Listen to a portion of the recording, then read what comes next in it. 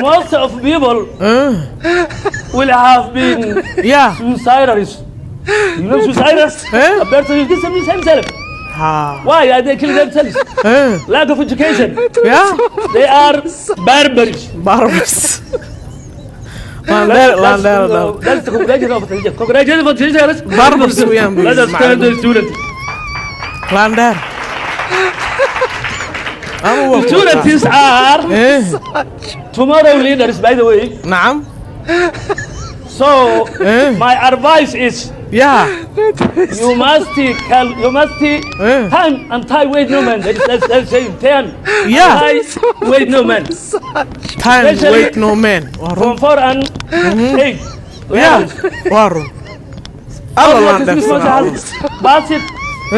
And now we are heading towards the final examination.